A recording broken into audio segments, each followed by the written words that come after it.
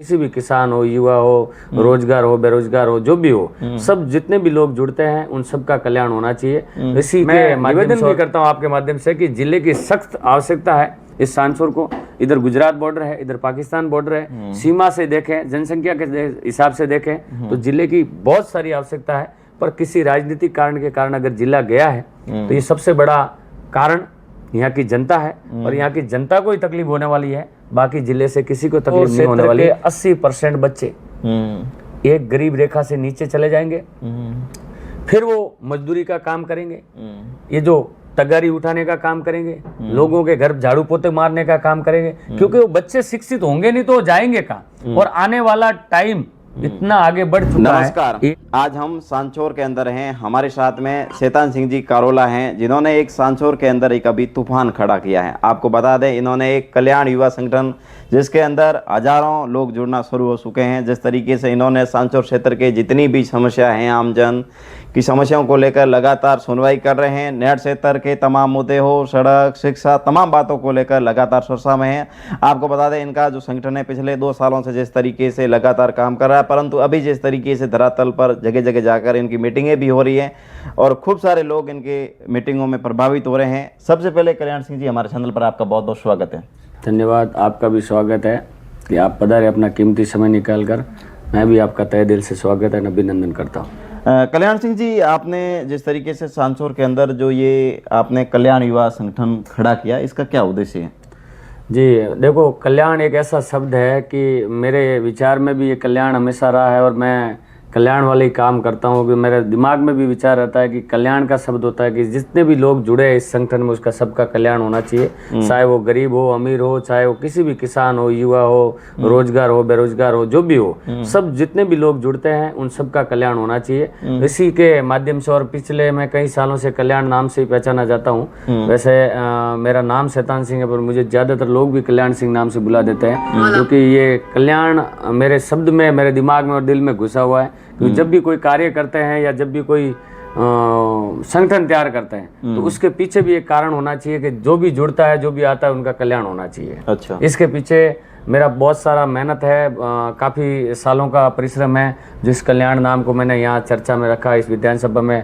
जैसे आप मेरी बिनवाल साइड में हो या गुजरात के नज़दीक बॉर्डर हो, अपने थराद हो, धानेरा हो, रानीवाड़ा हो, बाड़मेर हो, गुड़ा मालानी तक, जहाँ ये नज़दीक के क्षेत्र है, चाहे वो जिला दूसरा हो, पर वहाँ तक मुझे इस नाम से जानते हैं। भाई इनका बिजनेस का नाम भी कल्याण किड्स वेयर है, मेरा कपड़े का, कल्याण ज्वेलर्स है, कल्याण हॉलमार्किंग है, और उसके बाद भी संगठन का नाम भी पिछले मैं 2 साल से कल्याण होना चाहिए।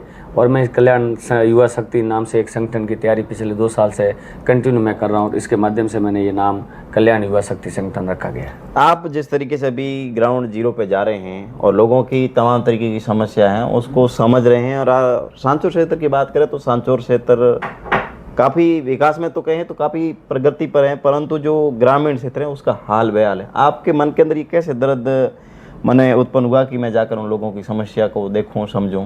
बिल्कुल, आपने जो सवाल किया है वो उसके पीछे भी मेरी गहरी पीड़ा है। आपको बताते हुए मैं हकीकत बताने जाऊं तो मैं यहाँ से, मेरा मकान सांचौर में है, पर उसके बाद भी मैं कारोला निवास करता हूं, और कारोला जाने के लिए मुझे कारोला का गोड़िया जो मेरा गाँव और खेत और घर है, तो वहाँ जाने के लिए मुझे उन्हीं गलियों से गुजरना पड़ता है, उन्हीं कच्चे रास्तों से गुजरना पड़ता है। उसी आज जैसे बारिश का मौसम है तो मुझे भी वो कीचड़ का, गंदगी का, पानी का, और वो रास्ते टूट जाते हैं। जब मुझे कई बार तो इस बारिश में रास्ते टूटने के बाद मुझे खुद को चलने के लिए मेरे पर्सनल खर्चे से वो रास्ता ठीक करवाने के बाद मैं पैदल चल सकता हूँ, क्योंकि व्हीकल जाने का रास्ता मेरा भी नहीं है, क्योंकि बारिश के अंदर मेरे घर तक जाने के लिए रास्ते की ये हालत है। पिछले मैंने काफ़ी टाइम से संघर्ष किया, मैंने पंचायत समिति के आगे बात रखी, सांचौर पंचायत समिति में भी बात रखी, ग्राम पंचायत के आगे भी बात रखी। उसके बाद मैंने काफ़ी मेहनत करने के बाद मेरा सिर्फ रास्ते का काम सिर्फ ग्रेवल हुआ। वहाँ पे भी कई जगह बाढ़ आती है, कई जगह पानी और रास्ते काट लिए जाते हैं, तो वहाँ मैंने पुल भी बनाने का बोला। उसके बाद मैंने वो पाइप लगाने का भी निवेदन किया, पर अभी तक वो चीज़ हुई नहीं। जब मेरे दिमाग में ये चीजें कब उत्पन्न हुई कि मैं भी घर पे सोता हूँ तो मैं भी एक गांव में जाके सोता हूँ, मैं शहर में नहीं सोता। उसके पीछे जब मैं गांव में जाके सोता हूँ, रात को मेरी लाइट कट जाती है, पास में सोया हुआ मेरा छोटा बच्चा अगर वो गर्मी से तिलमिलाता है ना, तब दर्द तो मुझे भी होता है। वो दर्द जब मेरे को हुआ और मैंने सोचा और विचार किया कि अगर मेरे साथ ये चीजें हो सकती है तो नईड़ के क्षेत्र के उन तमाम किसानों का, गरीबों का, मजदूरों का, मेरे जैसे युवा साथियों का क्या हाल है वो मुझे जानना पड़ेगा।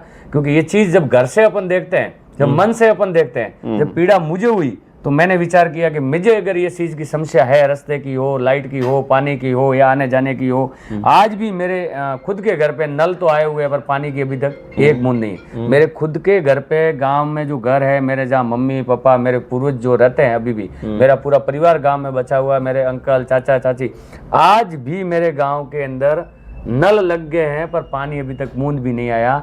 पूरी गर्मी के अंदर हमने 1500 रुपया देके टंकर नमवाए, आज भी मैं टंकर नमवा रहा हूँ। अभी भी स्थिति है, जब मेरी इतना सक्षम होने के बाद भी अगर मेरी स्थिति है कि रात को मुझे लाइट नहीं मिलती है, गर्मी में मैं तिलमिलाता हूँ, मच्छर काट रहे हैं, मेरी स्थिति है, तो ये आप खुद समझ सकते हो कि मैं सांसौर से मात्र 5 किलोमीटर दूर मेरा गांव है, वहां पे अगर ये सिचुएशन है तो मुझे मालूम है कि कुकड़िया जो आज यहाँ से 70-80 किलोमीटर दूर है, पाकिस्तान बॉर्डर पे आए हुए गांव हैं, उनकी हालत तो ऑलरेडी खराब होनी चाहिए। क्योंकि अगर यहाँ स्थिति इतनी गंभीर है तो वहाँ के भी हाल क्या है। तो मैं प्रत्येक गांव में जाता हूँ, वहाँ किसानों से मिलता हूँ, गरीबों से मिलता हूँ, आम 36 कौम के लोगों से मुलाकात करता हूँ, और उनके बाद मुझे ये लगा कि मेरे से 1000 गुना समस्या है।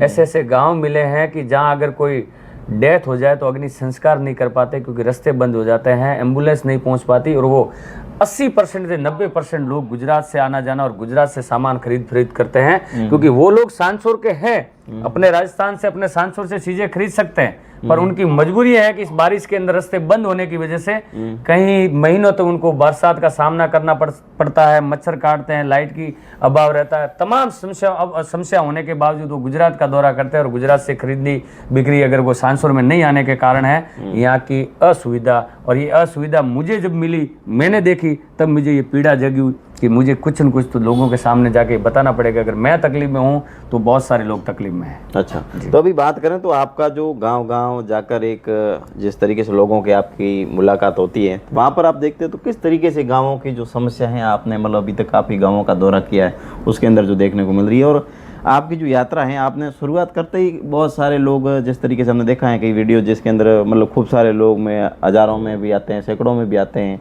तो क्या जो आज आपका संगठन खड़ा किया, लोगों का भी बहुत अच्छा रेस्पॉन्स मिल रहा है, और समस्या गाँव की किस तरीके की है? बिल्कुल, समस्या इतनी भयानक है कि लोग बता नहीं सकते, और जब लोग बताने के लिए, आप जो बोल रहे हैं कि भीड़ आ रही है, मैं आपको वास्तविकता आंकड़ा बताता हूँ। आपने जैसे देखा होगा सोशल मीडिया पे, मुझे प्रत्येक गांव से 100 से 150 लोग मेरी जनसभा को सुनने के लिए, और उसमें तमाम, जैसे कोई एक कम्युनिटी के लोग नहीं है, आपने भी वीडियो में देखे होंगे, क्योंकि अपने पहनावे से अपने को मालूम पड़ता है कि उसमें उस जाजम पे किस किस जाति और धर्म के लोग हैं। तो मैं आपको ये भरोसा दिलाता हूँ, दावे के साथ कह सकता हूँ कि मेरी जाजम पे 36 कौम के लोग आते हैं, गरीब से लेके अमीर तक आते हैं, सरपंच से लेके प्रधान तक आते हैं। तो ऐसा कोई भी आदमी नहीं, व्यापारी से लेके युवा तक, लेके बुजुर्ग से लेके माता बहनें तक मेरे इस सभा के अंदर वो आई हैं, और उनको मैंने उनका दुख सुना है, और उसका दुख को सुनने के बाद मैंने नोट भी करवाया है, उनके नंबर भी लिए, और विशेष समस्या मैं आज भी अपने मेरे टोटल रिकॉर्ड में वो सेव की है कि मैं समझ सकूं कि मेरे विधानसभा में कितनी समस्या है जिसकी कोई तुलना भी अपन नहीं कर सकते। आज देश आजाद होने के इतने साल बाद भी अगर भारत के इस सांसौर विधानसभा के, जहाँ पानी की नहर चलती हो, जहाँ भारत माला चलती हो, जहाँ NS हाईवे चलता हो, जहाँ पाकिस्तान बॉर्डर नजदीक हो, जहाँ गुजरात बॉर्डर नजदीक हो, और इतनी सब सुविधा होने के बाद अगर मेरा गांव आज भी उस गरीब रेखा के नीचे है और उस तकलीफ में जी रहा है, देश आज़ाद होने के बाद 70 से 80 साल हो गए, तो उस 80 साल के बाद भी अगर ये सांसौर जैसे सक्षम विधानसभा के उस गरीब किसान की ये हालत है, तो इससे बड़ा दुख और क्या हो सकता है। अच्छा, आपने जिस तरीके से देखा जाए तो हमने सांसौर जिले को लेकर भी खूब सारे आंदोलन में आपने भागीदारी निभाई। सांसौर जिला मतलब कितने, मतलब अगर बात करें तो लोगों के लिए मतलब एक ज़रूरी है। सांसौर जिले की बात करें तो आपने खूब सारे आंदोलन में भी, आप धरने पर भी बैठे रहे, हमेशा आपके भाषण भी खूब सारे हमने भी रिकॉर्ड किए। तो सांसौर जिले पर भी आप अनुशंसा करते हैं, किस तरीके की सांसौर जिला मतलब होना वास्तविक? बिल्कुल, मैंने जिले के लिए अनशन भी किया था। 3 से 4 दिन में भूख हड़ताल पे भी बैठा था, रात को भी वहाँ सोया था। जिला की संघर्ष समिति के बैनर तले हमने लोगों को भी आह्वान किया था, भाषण भी दिए थे। और इस जिले की पीड़ा हम आज भी झेल रहे हैं। मैंने गांव-गांव का दौरा किया तो वहाँ के लोग आज भी बता रहे हैं कि अगर जिला हेडक्वार्टर अगर सांसौर होता तो हम किसान कलेक्टर के आगे जाके अपनी बात रखते। कलेक्टर भी यहाँ आके अगर सांसौर में बैठते तो हमारा तमाम काम इजीली होता।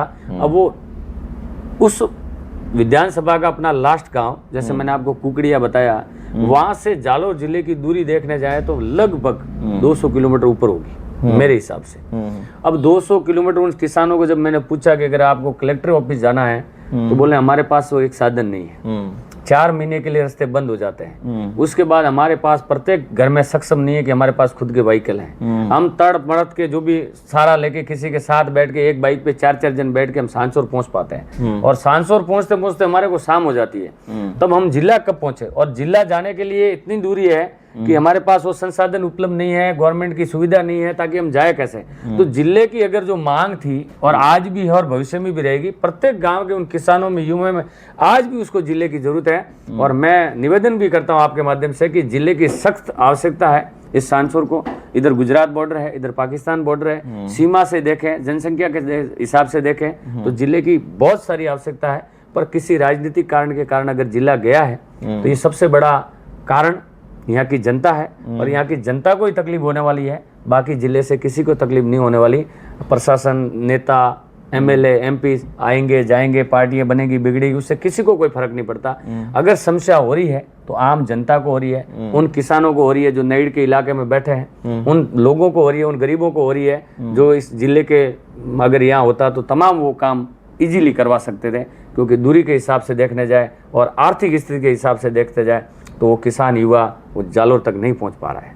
अच्छा, अपने शैतान सिंह जी, आपने जो यात्रा की, यात्रा के दौरान अगर बात करें तो जिस तरीके से सांसौर की जो मुख्य अगर आम व्यक्ति की बात करें तो जो सड़क है, हॉस्पिटल है और स्कूल, इन चीज़ों में बात करें तो सांसौर की क्या स्थिति है वर्तमान? बिल्कुल आपने सही बताया। अभी आपने हाल ही फिलहाल में 2-3 दिन पहले से देख रहे होंगे कि तमाम ऐसी स्कूलों के भी मैंने मेरे ज्ञापन के अंदर मैंने वो आम समस्या में नोट किया है। मैंने कम से कम 10-9 गाँव का पर्सनली दौरा किया। एक सबसे बड़ा दुख का विषय कि आज अपना देश का युवा कहे या फिर बच्चा कहे, आज शिक्षा के लिए इस तरीके की गरीब व्यक्ति तो प्राइवेट स्कूल में जा नहीं जा सकता। तो आज ग्रामीण स्कूल की जो स्कूल हैं उसकी स्थिति कितनी मतलब दर्द है। आज देखा जाए तो कभी हमने नहीं सोचा था कि स्कूल के बच्चे भी धरने पर बैठेंगे, परंतु आज उनको शिक्षा के लिए भी धरने पर बैठना पड़ रहा है। इसका मतलब कितना मैं दो गांव की आपको अभी ताजी घटना बताता हूँ। मैं कुकड़िया साकरिया में गया था। साकरिया के अंदर 400 बच्चे हैं और 400 बच्चों पे सिर्फ 2 टीचर हैं। उन गांव वालों ने कहा कि हमारे परिवार के 400 बच्चे यहाँ पढ़ रहे हैं। अब आप दिमाग लगाओ कि 400 बच्चों का भविष्य खतरे में है और वहाँ सिर्फ 2 टीचर है। एक टीचर तो सिर्फ कागज प्रक्रिया में लगे रहते, एक टीचर के भरोसे अगर भारत के 400 बच्चे का भविष्य खराब हो रहा है तो ये कमी कहीं ना कहीं प्रशासन की सामने दिख रही है। स्कूल के बच्चों को धरने पे बैठने पड़ रहा है टीचर के लिए। मतलब ये अपने यहाँ का क्षेत्र का सिस्टम ठीक नहीं है। उसके बाद भी मैंने कल की घटना बताता हूँ खिरोड़ी की। वहाँ खिरोड़ी के लोगों ने मुझे बताया कि हमारे इधर के 500 बच्चे और टीचर मात्र 2 हैं। तो ये होता कैसे है? अगर कहीं मैंने ये भी सुना है कि रबारियों की गोलियों की स्कूल के अंदर मात्र 100-150 बच्चे हैं और वहाँ 18 टीचर हैं। ठीक है, तो यह होता कैसे? ये भी एक तरह का लोगों के साथ खिलवाड़ है, लोगों के साथ धोखा है, उन गरीबों के साथ धोखा है। कोई भी टीचर सांसौर में रहना चाहता है, सांसौर के नजदीक में 5-10 किलोमीटर में स्कूल में लगना चाहता है, वहां दूर दराज के गाँव में नहीं जाना चाहता है। तो वो क्या करते हैं, अपने संपर्क के जनप्रतिनिधियों से कांटेक्ट करके अपने पास वाली स्कूल में वो लग जाते हैं। तो वो नहीं चाहते कि मैं सांसौर में रहूं, क्योंकि उनके फैमिली सांसौर में रहती है, उनके बच्चे सांसौर के प्राइवेट स्कूलों में पढ़ते हैं। अब वो टीचर नहीं चाहते कि यहाँ से मैं साकरिया कुकड़िया 100-150 किलोमीटर उन खराब रास्तों से गुजरूं। तो वो क्या करते हैं, यहाँ के जनप्रतिनिधि से अपने अपने संपर्क से कॉल करके वो नजदीक स्कूल में रहे।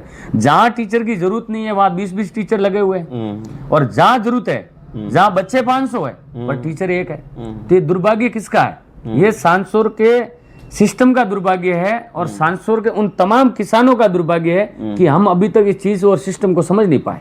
तो ये सबसे बड़ा दुख का कारण है कि अगर भारत का भविष्य भी नहीं पढ़ पाएगा, उन गरीबों के बच्चे सरकारी स्कूलों में भी अगर उनको शिक्षा नहीं मिल रही है तो आने वाला कल वो मजदूर बनेंगे, वो खेतीबाड़ी भी नहीं कर पाएंगे, क्योंकि खेतीबाड़ी तो आजकल नष्ट हो चुकी है। पूरे नेड़ में आप गए होंगे तो पूरा पूरा खार निकल आया है, वहाँ की खेती नष्ट हो चुकी है। वो बच्चे अगर नहीं पढ़ेंगे तो मैं आपको दावे के साथ कहता हूँ कि सांसौर क्षेत्र के 80% बच्चे एक गरीब रेखा से नीचे चले जाएंगे।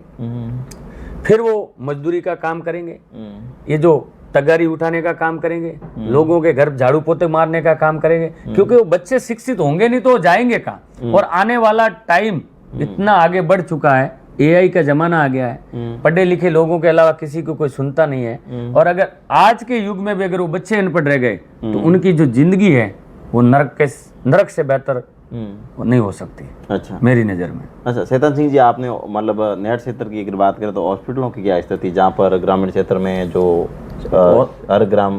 बिल्कुल, हॉस्पिटल की मैंने ये भी समस्या लिखी है, नोट भी की है कि कोई भी गांव में पहले हम गाँव के अंदर एक नर्स बैठती थी, एक प्राइवेट हॉस्पिटल था, वहाँ डॉक्टर आते थे, 400 बैठते थे, गांव के अंदर दवाइयाँ रखते थे, छोटी मोटा इलाज करते थे, छोटी मोटी जांच करते थे। मतलब पहले टाइम से आते थे। आजकल हॉस्पिटल में देखा जाए तो वो मतलब वहाँ नर्स वगैरह लगे, वो ड्यूटी पे नहीं आते क्या? आजकल ये सब सिस्टम सब लगातार हमारे पास भी शिकायत आ रही है, हम भी खबरें कर रहे हैं, परंतु उसका कोई ठोस समाधान नहीं हो रहा है। इतना सिस्टम खराब हो चुका है, क्योंकि जब तक अपन गाँव में जाएंगे नहीं तब तक उन समस्या से वाकिफ नहीं होंगे।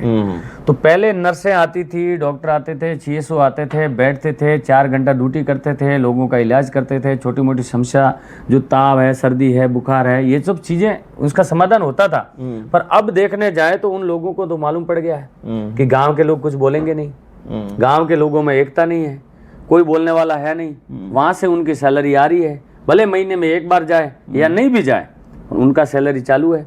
अब उसके बाद वो लोग क्या कर रहे हैं, वो लोग प्राइवेट हॉस्पिटलों में काम कर रहे हैं। आप समझ रहे इस खेल को, 2 in 1 का काम कर रहे हैं। वहां उनकी सैलरी आ रही है, गांव के लोग बोल नहीं रहे, प्रशासन का दबाव नहीं है और गांव के लोग जागरूक नहीं है, तो उनको उन चीज से कोई मतलब रहा नहीं। उन्होंने ये प्लान बना दिया कि भाई गांव वाले ऑब्जेक्शन कर नहीं रहे, वहां से सैलरी अपने को आ रही है और अपने एक प्राइवेट हॉस्पिटल में और एक्स्ट्रा जॉब कर रहे हैं। तो ये घटना, वास्तविक घटना घट रही है हर एक जगह पे। सरकार को नहीं मालूम है कि भाई वहां काम कर रहे हैं कि नहीं कर रहे, पर जागना किसको पड़ेगा? उन गांव के तमाम युवाओं को जागना पड़ेगा, आपको जागना पड़ेगा, मुझे जागना पड़ेगा। क्यों, क्या कारण है कि यहाँ आज भी डॉक्टर नहीं बैठ रहे हैं, CSO क्यों नहीं बैठ रहे हैं, दवाई गोली क्यों नहीं दे रहे हैं, छोटा मोटा इलाज क्यों नहीं कर रहे हैं? गवर्नमेंट तो अपनी हिसाब से सब सेटलमेंट कर चुके हैं, पर उस सरकार को क्या मालूम ये अव्यवस्था चल रही है कि नहीं। उसके लिए अपने को संगठन के माध्यम से उन स्वास्थ्य विभाग तक ये जानकारी भेजनी पड़ेगी। और तब जब अपन संगठित नहीं होंगे तो इसका नाजायज फायदा तो हर एक उठाएगा, चाहे प्रशासन अधिकारी हो, चाहे गवर्नमेंट अधिकारी हो, चाहे कोई भी हो। तो उन तक बात पहुंचाने के लिए इस संगठन के माध्यम से हम उन तक बात पहुंचाएंगे कि ये गांव की समस्या है, ये स्कूल की कमी है, इसमें टीचर की कमी है, इसमें भवन की कमी है, हमारे गांव में स्वास्थ्य विभाग की कोई टीम नहीं आ रही है, हमारे गांव में ये समस्या है, लाइट की समस्या है, DP की समस्या है, पोल गिर गए। तो ये एक्शन ENGN के सामने ये बात रखेंगे तब उनको मालूम पड़ेगा कि उस गाँव में ये लाइट के पोल गिर गए। तो ये तमाम चीजें अपने को इस संगठन के माध्यम से उस प्रशासन तक पहुंचाने का जो कार्य करेगा ये संगठन करेगा। मतलब कुल मिला के आपका जो ये मोटिव है आपके संगठन की तरफ से, जो भी सिस्टम है उसके खिलाफ जो भी आपकी मतलब जंग रहेगी, जो भी। बिल्कुल, हम प्रशासन से, चाहे सरकार भाजपा हो, सरकार कांग्रेस हो, हम किसी सरकार के खिलाफ नहीं है। हम तो एक ही मांग करेंगे, सरकार जिसकी भी बने, हमारे गांव का किसान, हमारे गांव का युवा, हमारे छोटे बच्चे जो सरकारी स्कूलों में पढ़ते हैं उनको सही शिक्षा मिले, लाइट मिले, पानी मिले और आने जाने के लिए सही रास्ता मिले। ये सब चीजों की बात हम गांव-गांव से इकट्ठा करेंगे और प्रशासन तक पहुंचाने का जो कार्य करेगा तो ये संगठन के माध्यम से हम उनको काम करवाने के लिए, उनको बताने के लिए संगठन के माध्यम से उनको बताएंगे ये काम आपको करना पड़ेगा। अच्छा, अभी जिस तरीके से आप संगठन में होकर काम कर रहे हैं, तो जब आप प्रशासन के सामने जाते हैं लोगों की समस्या लेकर, तो किस तरीके से लोगों का मतलब आप समाधान कर पाते हैं? जी बिल्कुल, मैंने उनको टाइम भी दिया है क्योंकि संगठन का भी विस्तार चालू है। मैं गाँव-गाँव का दौरा कर रहा हूँ, उनकी समस्या मैं नोट कर रहा हूँ, उनके नंबर नोट कर रहा हूँ, उनकी विभिन्न जो सार्वजनिक समस्या है वो जो जरूरी है आज की युग के अंदर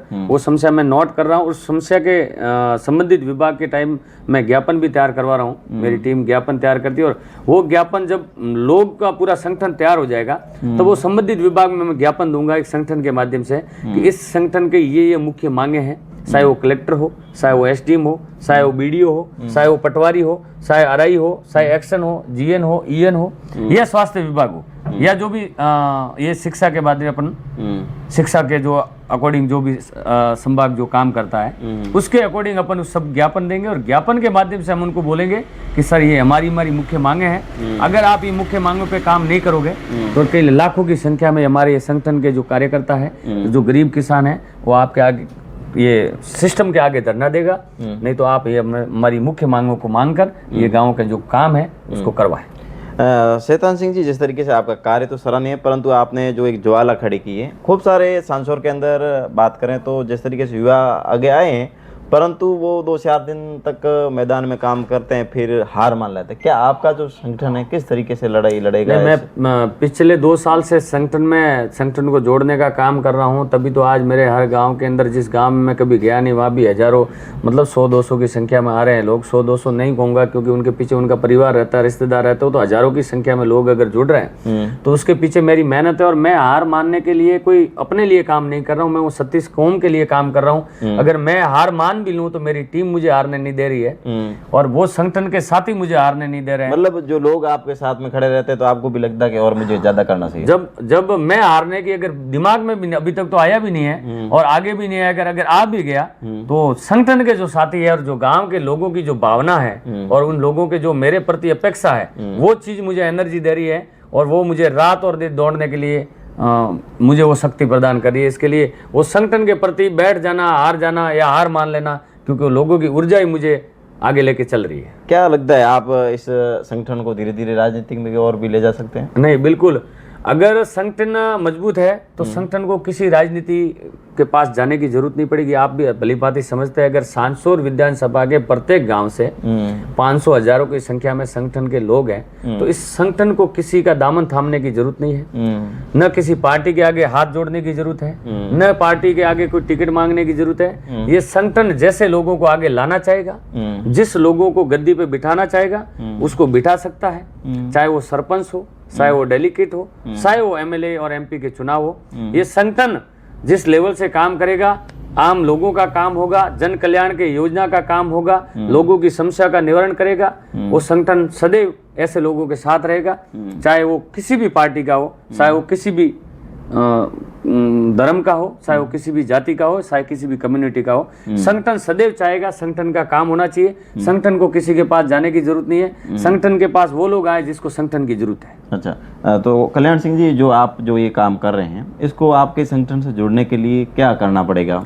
बिल्कुल, संगठन के लिए जुड़ने के लिए आपको सिर्फ संगठन में जुड़ना है। आपको गांव नाम के नंबर के साथ संगठन के साथ जुड़ना है, अपनी डिटेल मुझे नोट करवानी है और एक महासभा के टाइम, हम जब महासभा का ऐलान करेंगे सांसौर के अंदर, उस टाइम आपको भारी संख्या में या सांसौर में पधारना है। इसके अलावा जब अपन महासम्मेलन करेंगे तब उसमें हजारों लाखों की संख्या में जब लोग आएंगे तो प्रशासन भी देख लेगा, राजनेता भी देख लेंगे और उसके बाद संगठन में किसी भी प्रकार की समस्या आएगी तो संगठन का जिस भी संबंधित विभाग में ज्ञापन जाएगा तो आपको भी मालूम है कि लाखों लोगों की भीड़ देखी हुई प्रशासन कभी भी उस संगठन को इग्नोर नहीं कर पाएगी, उस ज्ञापन को इग्नोर नहीं कर पाएगी, ताकि उसमें उनको कार्रवाई करनी ही पड़ेगी, क्योंकि संगठन में ही शक्ति है और जब तक संगठन की शक्ति वो लोग नहीं देखेंगे तब तक वो कोई भी कार्रवाई नहीं करेंगे। तब संगठन की शक्ति का ज्ञापन जाएगा तो ऑटोमेटिकली लोगों का काम चालू हो जाएगा। अगर बाई चांस कोई प्रशासन अधिकारी अगर इस काम को नहीं करता है तो हमारे पास वो संगठन रहेगा, जो हम अगर धरने पे भी बैठना है, भूख हड़ताल भी करनी है,